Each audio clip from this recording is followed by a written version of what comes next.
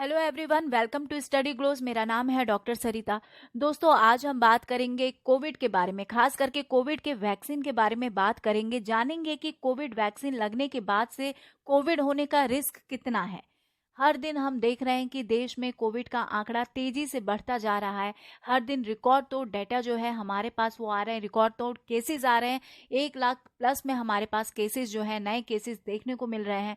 Covid के नए variants जो हैं वो देश में आ गए हैं। और अगर कोविड अब तेजी से फैल रहा है तो उसके लिए हम रिस्पॉन्सिबल हैं, क्योंकि मास्क बहुत ही कम लोग लगा रहे हैं। सोशल डिस्टेंसिंग जैसा बिल्कुल भी कुछ पालन नहीं किया जा रहा है। कई जगह लॉकडाउन लगाए गए हैं, कई जगह मार्केट को कुछ घंटों के लिए ओपन रखा जा रहा है। स्कूल, कॉलेजेस और बहुत सारी संस्थाएं, इंस्टीट्यूट जो हैं उनको भी क्लोज कर दिया गया है। लेकिन इतना सब कुछ होने के बाद, यानी कि पूरी कोशिश की जा रही है कि कोविड के प्रोटोकॉल्स को टाइटली फॉलो किया जाए, लेकिन उसके बावजूद जो है कोविड तेजी से फैल रहा है, क्योंकि इन नियमों का सख्ती से पालन नहीं हो पा रहा है। हालांकि हमारे पास वैक्सीन आ चुकी है, इसीलिए चिंता कुछ कम है ऐसा नहीं कह सकते हैं, क्योंकि वैक्सीन को लेके भी लोग जो हैं उनके मन में बहुत सारे सवाल उठ रहे हैं। आज हम उन सारे सवालों के बारे में बात करेंगे। हम सब जान रहे हैं कि देश में 1 अप्रैल से सभी 45 प्लस के एज के जितने भी लोग हैं उनको वैक्सीन लगाई जा रही है, लेकिन इसके बावजूद भी कोरोना की जो दूसरी लहर है उसमें इन्फेक्शन की संख्या जो है वो तेजी से बढ़ रही है। लोगों के मन में वैक्सीन को लेके बहुत सारे सवाल हैं, जैसे कि क्या वाकई ये जो वैक्सीन है ये इन्फेक्शन रोकने में कारगर है, या फिर अगर हम लोग वैक्सीन ले लेते हैं तो वायरस से प्रोटेक्शन आखिर कितने दिनों बाद मिल रही है, और वैक्सीन लगवाने के क्या वाकई में फायदा है। तो इन सब के बारे में हम लोग जानते हैं। जैसे कि अगर एक क्वेश्चन के बारे में हम बात करें कि क्या वैक्सीनेशन के बाद भी कोरोना इन्फेक्शन होने की पॉसिबिलिटी है, तो सबसे पहले इसका जवाब है हाँ, बिल्कुल वैक्सीनेशन के बाद भी कोरोना इन्फेक्शन होने की पॉसिबिलिटी है। लेकिन ये जो है कई आधार पर तय किया जाएगा। इसके आधार तय होते हैं कि कोई वैक्सीन वायरस से किस हद तक प्रोटेक्शन दे सकती है, ये हमें जानना जरूरी है। भारत में इस्तेमाल हो रही जो कोवैक्सीन है उसकी एफिकेसी जो है वो 81% की है। यानी अगर किसी ने ये वैक्सीन लगाई है तो उसमें इन्फेक्शन होने की जो पॉसिबिलिटी है वो 81% तक कम हो जाती है। इसका मतलब ये नहीं है कि वैक्सीन लगाने के बाद इन्फेक्शन नहीं होगा। और इसी तरीके से अगर कोविशील्ड के बारे में बात करें कि उसकी एफिकेसी कितनी है, तो वो 62 से लेके 80% तक है। और ये 2 डोज में अंतर पर भी निर्भर करता है। आखिर 2 डोज जो हम लोग ले रहे हैं इसके बीच में कितना डिफरेंस है, ये बात भी इस चीज को डिसाइड करती है। दोस्तों, वैक्सीन एक्सपर्ट्स के बारे में अगर हम लोग बात करें तो उनके मुताबिक अगर वैक्सीन लगाई जा रही है उसके बाद भी वायरस इन्फेक्ट कर सकता है, लेकिन इसका मतलब ये नहीं है कि वैक्सीन खराब है। बल्कि दोस्तों, इसमें अच्छी बात ये है कि वैक्सीन लगने पर जो कोविड के गंभीर लक्षण हैं वो नहीं दिखाई देंगे, यानी कि हॉस्पिटलाइज होने की जरूरत जो है वो नहीं पड़ेगी।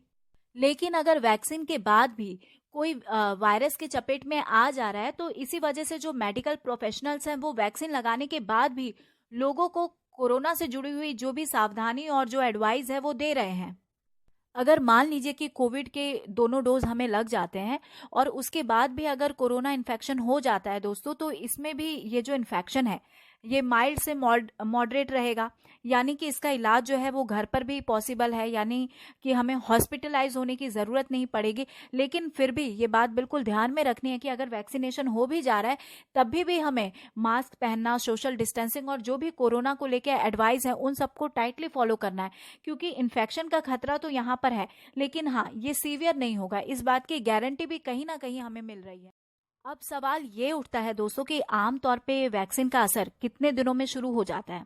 तो जो केंद्रीय स्वास्थ्य मंत्रालय है उनके अनुसार अगर हम बात करें तो वैक्सीन का असर सेकेंड डोज के 14 दिन बाद से प्रभावी होता है, यानी कि उसके बाद शरीर में इतने एंटीबॉडी हो जाते हैं जो वायरस से लड़ सके। अगर वही कोवैक्सीन के बारे में हम लोग बात करें तो इसके 2 डोज के बीच में 28 दिन का अंतर तय किया गया है, जबकि कोविशील्ड के डोज के बारे में बात करें तो इसके 2 डोज के बीच में 6 से 8 हफ्तों का जो अंतर है उसे तय किया गया है।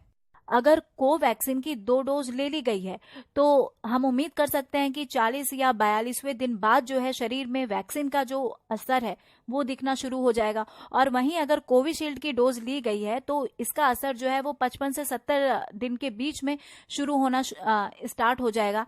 तो कोविशील्ड के जो 2 डोज है इसमें लगभग हम लोग देख ही रहे हैं कि 10-12 वीक जो है उसका अंतर हमें दिखाई दे रहा है। तो ऐसा इसीलिए है क्योंकि इसकी इफेक्टिवनेस जो है वो सबसे ज्यादा है, यानी कि 80-81% तक इसकी रहती है। और जिस वजह से कोविशील्ड के दोनों डोज के बीच का जो गैप है ना वो गवर्नमेंट ने बढ़ाया था, नहीं तो पहले इसका भी जो अंतर है वो 28 दिन का ही था। आमतौर पर पहले डोज लगने के 2-3 वीक बाद ही इम्यूनिटी डेवलप होना शुरू हो जाती है और कुछ वीक बाद से ये फिर कमजोर होने लगती है, जिसे हम बूस्टर डोज लगा के फिर दोबारा से बढ़ाते हैं। और ये जो इम्यूनिटी है दोस्तों, ये जो भी पेशेंट है उनके हेल्थ के ऊपर भी डिपेंड करता है। हर पेशेंट का लिविंग स्टाइल, डाइट स्टाइल दोनों अलग अलग होता है, तो ये उस चीज के ऊपर भी डिपेंड करता है। और अगर वैक्सीन जो है उसकी एफिकेसी 80% की है तो फिर रिस्क बहुत ज्यादा कम रहता है। अब यहाँ सवाल ये भी उठता है कि ये कैसे पता चलेगा कि वैक्सीन से शरीर में एंटीबॉडी हमारी बनी है या नहीं बनी है। तो एंटीबॉडी तो दोस्तों एक प्रोटीन है जो कि वायरस को पहचानता है और उससे लड़ने के लिए हमारे शरीर को तैयार करता है। अगर किसी को कोविड हुआ है, ठीक है, अगर इन्फेक्शन हुआ है तो उसके शरीर में भी एंटीबॉडी होगी ही होगी, लेकिन जिस तरीके की ये बीमारी है हमारी जो एंटीबॉडी है उससे लड़ नहीं पा रही है। इसी वजह से हम लोग वैक्सीन का सहारा ले रहे हैं और अपनी एंटीबॉडी जो है इस वायरस के से अपने आप को प्रोटेक्शन करने के लिए डेवलप कर रहे हैं। अब ये जरूरी नहीं है कि सबके शरीर में एक ही समय पे एंटीबॉडी बनेगी या फिर उसका असर जो है वो एक जैसा होगा, क्योंकि सबकी जो शारीरिक संरचना है वो अलग अलग है। अगर कोविड इन्फेक्शन हो जा रहा है और उसकी वैक्सीन लगाने के बाद हम ये जानना चाह रहे हैं कि एंटीबॉडी बनी है या नहीं बनी है, तो इसके लिए लैब में एंटीबॉडी टेस्ट किया जा सकता है, पैथोलॉजी लैब में जाके, लेकिन ये थोड़ा बहुत महंगा है।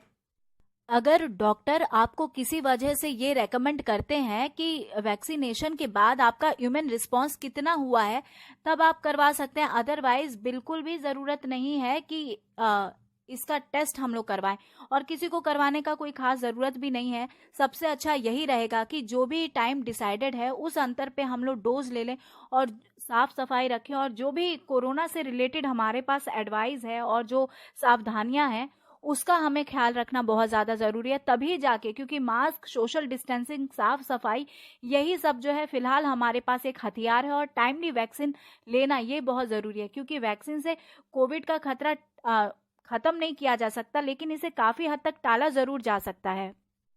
आई होप आपको अब वैक्सीनेशन से रिलेटेड कोई भी डाउट नहीं रहा होगा। तो अपना नंबर आने पे हमें वैक्सीन लेना बहुत ज्यादा जरूरी है। So here is the end of this lecture. Thank you so much for